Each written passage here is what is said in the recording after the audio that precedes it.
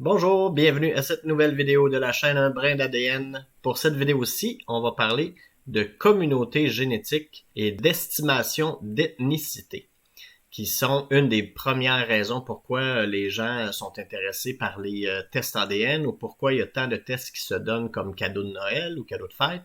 C'est souvent aussi les publicités que les compagnies vont faire à la télé, de savoir c'est quoi vos origines ethniques par les tests ADN.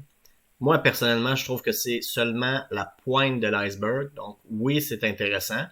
C'est pas moi, personnellement, ce que j'aime le plus dans les tests ADN, mais c'est souvent le premier contact que les gens ont avec les tests, c'est les origines ethniques, les communautés génétiques. Donc, on va parler de ça et on va aussi voir pourquoi ça varie d'un site à l'autre. Si on teste à plus d'une compagnie, on n'aura pas les mêmes estimés de groupes ethniques. On va voir ça à l'instant. Donc, je vais parler des trois principales compagnies de tests ADN. La plus connue, c'est Ancestry DNA. Et quand on a reçu son test, on accède aux origines ethniques par le menu ADN, puis par origine. Si on est plutôt sur MyHeritage, à ce moment-là, ça va être encore le menu ADN, mais ça va être origine ethnique. Et si on est sur 23andMe, ça va être Ancestry et Ancestry Composition, donc la composition ancestrale. Mais grosso modo, c'est quand même le même principe que ces sites-là offrent pour estimer les origines ethniques ou les compositions ancestrales. On va voir ça à l'instant. Ça, c'est un exemple sur Ancestry DNA. Donc, une fois qu'on a fait son test, ils vont déterminer que notre ADN ressemble le plus à l'ADN de ces 7 régions du monde. Et le mot-clé dans cette phrase-là, c'est vraiment ressemble, en plus de estimation en haut. Donc, oui, c'est normal que d'une compagnie à l'autre, ça soit pas les mêmes résultats. C'est aussi normal que si votre frère ou votre sœur teste, que vous n'ayez pas les mêmes résultats, parce que, premièrement, l'ADN qui se transmet, c'est en grande partie aléatoire. Donc, même si vous avez exactement les mêmes parents, vous n'aurez pas les mêmes segments d'ADN aux mêmes endroits. Donc, vous n'êtes pas les mêmes individus. Et lorsque vous allez aller tester, ben, les résultats, c'est une estimation et ils estiment que votre ADN ressemble le plus à l'ADN de ces 7 régions du monde. Et ensuite, ils déclinent les pourcentages selon les régions. Et ces régions-là changent aussi selon les sites. Donc, ils ne s'entendent pas entre eux sur les régions exactes. Donc, ça aussi, ça fait que les résultats peuvent varier. Si on continue d'être sur Ancestry DNA, et aussi, ben, la plupart des sites, ils ont pas seulement des grandes régions ou des pays, ils ont aussi parfois ce qu'on appelle, selon les sites, des communautés. Et à ce moment-là, c'est des groupes beaucoup plus restreints, en fait. Donc, plutôt que de se fier à la France ou à l'Angleterre et le nord de l'Europe, l'Irlande, ben à ce moment-là, ce qu'ils vont faire dans les plus petites communautés, c'est vraiment isoler là, à l'intérieur non seulement d'un pays, mais de la région d'un pays. Et ça, c'est un exemple chez Ancestry là, qui peuvent sortir. Donc, comment votre estimation est-elle déterminée? Ça, c'est quand on clique justement la petite fiche d'aide chez Ancestry. Ben, la façon qui fonctionne en fait, et les trois compagnies fonctionnent comme ça, là, ils ont un panel de référence. Donc, ça veut dire qu'ils vont prendre un groupe d'individus qui ont des racines profondément ancrées dans une même région. Et ensuite, ils vont examiner ben, votre test ADN. Là, ils vont examiner 1001 sections. Et dans ce cas-là, c'est dans le cas d'Ancestry, c'est pas une expression. Là, c'est pas comme dans l'expression de 1001. Je crois, parce que ce chiffre-là revient à plus d'un endroit. Je crois que c'est vraiment 1001 sections de l'ADN qui sont ainsi départagées en faisant référence au panel de gens dont les origines sont profondément ancrées et sont demeurées dans une région. Donc, panel de référence ADN, là, je vais passer vite sur les textes. En fait, j'ai fait un tableau récapitulatif plus loin. Mais dans le cas d'Ancestry, le panel de référence, c'est 71 306 échantillons d'ADN. Autrement dit, plus de 71 000 testeurs qui, eux, ont divisé le monde en 88 régions. 88 régions est un peu arbitraire. Donc, dans le cas d'Ancestry DNA, ils ont décidé que leur panel de référence, c'était 71 000 testeurs. Puis on se rappelle que chez Ancestry DNA, il y a des millions de gens qui ont testé. Et c'est pour ça qu'ils disent un peu plus bas, ce n'est pas facile d'être inclus dans le panel de référence. Il faut vraiment non seulement, en fait, il explique ici, ça prend deux choses. Une trace écrite qui prouve leur histoire familiale et une confirmation d'ADN de leur origine ethnique. Donc, ceux qui font partie du panel, c'est un nombre restreint de gens qui représentent diverses populations. Dans le cas d'Ancestry, c'est 88 régions. Et pour qu'une personne puisse faire partie du panel, c'est non seulement que son ADN est typique de cette région-là sur plusieurs générations, mais que leur généalogie, en fait, que la trace écrite, donc leur généalogie familiale, soit bien documentée. À ce moment-là, les gens peuvent faire partie du panel. C'est un peu le même principe pour les autres sites aussi.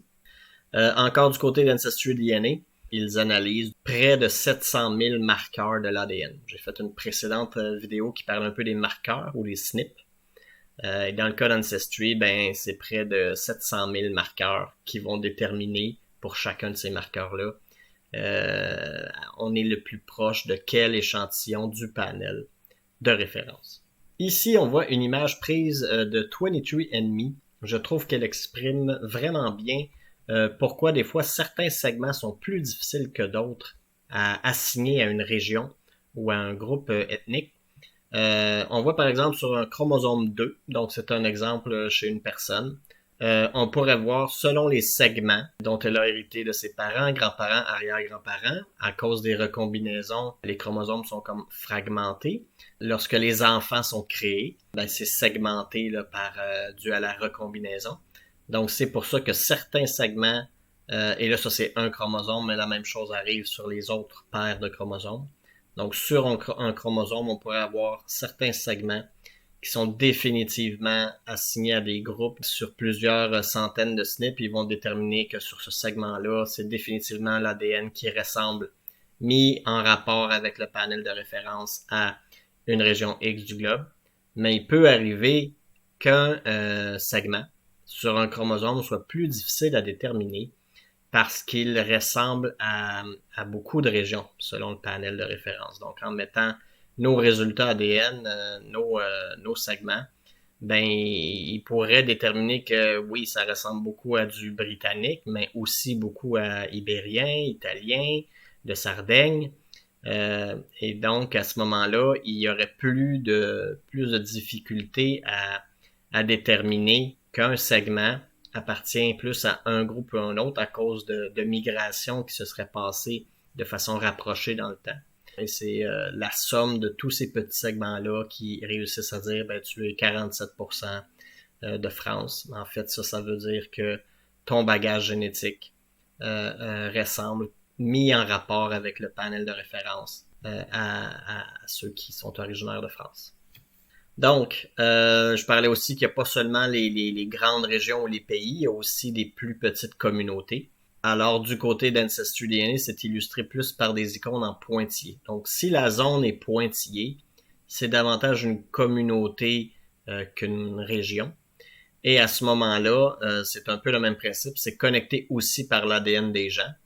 Mais les ancêtres sont peut-être un peu plus proches que ceux des grandes régions. Donc, s'ils estiment qu'on a 47% d'origine de France, ça va être sur des milliers d'années, en tout cas plusieurs centaines d'années, alors que pour les communautés, les ancêtres sont probablement plus proches et aussi les régions, l'espace occupé en kilomètres carrés va aussi être plus restreint. Donc, petite image encore tirée d'Ancestry. Pour déterminer les réseaux, en fait, c'est plein de gens. Ensuite, ils réussissent à trouver des communautés. Donc, les gens se regroupent par communauté selon leur ADN qu'ils ont en commun, avec les segments qu'ils ont. Et ensuite, en ayant trouvé certains groupes qui semblent s'isoler, Ancestry annote les arbres généalogiques pour voir, OK, est-ce que ce groupe de personnes-là, dans leur arbre, il y a des gens qui sont nés au même endroit, qui se sont mariés au même endroit, et ils vont pouvoir trouver une communauté de cette façon-là. C'est simplement pour mentionner encore une fois qu'il se fie pas seulement sur l'ADN, mais aussi sur les arbres généalogiques. Donc c'est vraiment une combinaison des deux, autant pour les communautés génétiques que pour les régions. Il faut que la personne ait son ADN qui soit ancré dans une région, mais aussi que sa généalogie documentée, donc son arbre généalogique, puisse avoir l'information. Ça, c'est du côté de MyHeritage. C'est pour montrer que c'est pas les mêmes zones, donc c'est pas défini de la même façon. Et ici, là, dans mon cas à moi, ce qui ressortait le plus chez Ancestry DNA, c'était la France. Mais dans le cas de MyHeritage, ils disent ouest et nord européen. Donc ça correspond à la France un peu, mais il y a aussi Ibère, selon eux, qui est évidemment l'Espagne, mais ça monte jusque dans le sud de la France.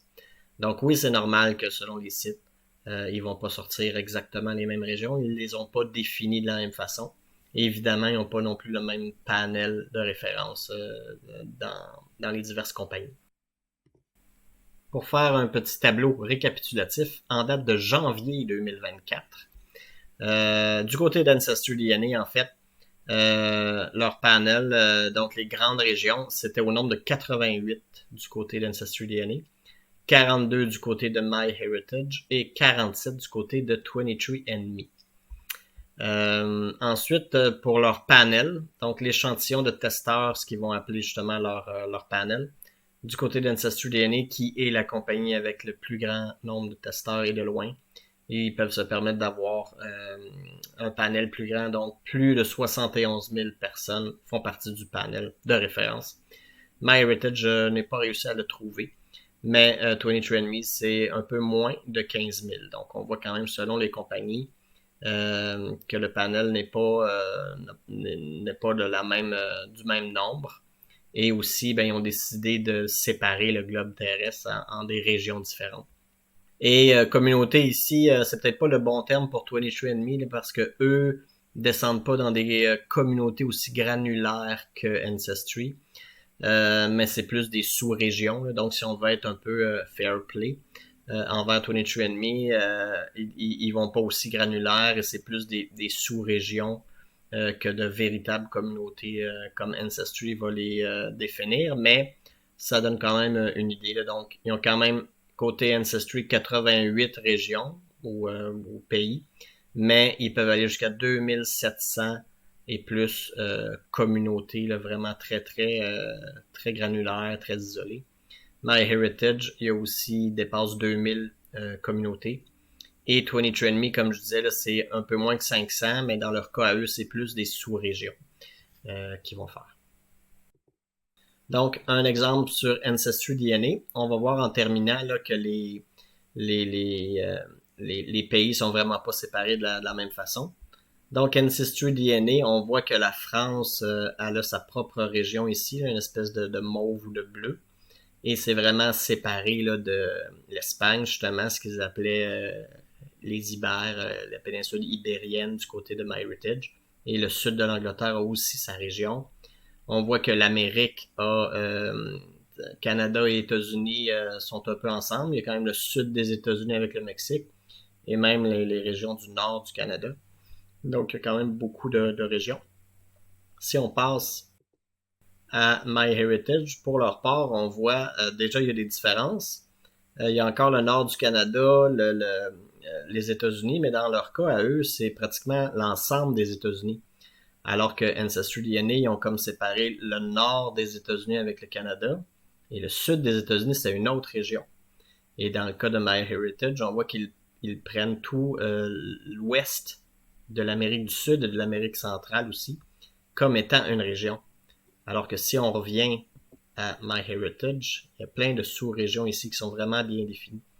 Et même chose si on se concentre sur l'Europe, donc la France qui avait sa région, du moins un peu le sud de la France. Et si on va du côté de MyHeritage, justement, la France est comme séparée en deux cette fois-ci. Et en gros, c'est un peu de façon différente qu'ils ont regroupé les choses. Et du côté de 23andMe, c'est 47 régions. Et eux, on voit pour leur part, là, ils ont l'air d'avoir tout mis l'Amérique ensemble et même le Groenland. Ça semble être une seule région. Pour leur part, la France semble vraiment reliée là, à Suisse, Allemagne, Luxembourg. Donc, c'est ce qui explique un peu pourquoi, si vous testez par différentes compagnies, vous n'aurez pas les mêmes résultats parce que les régions sont pas les mêmes. Et aussi à cause du hasard de la recombinaison génétique en elle-même. Même si vous testez un frère ou une sœur ou un cousin, ça peut varier de beaucoup, simplement parce que les références ne sont pas toujours exactement les mêmes. Alors voilà, j'espère que vous avez apprécié. Merci pour votre écoute et à la prochaine.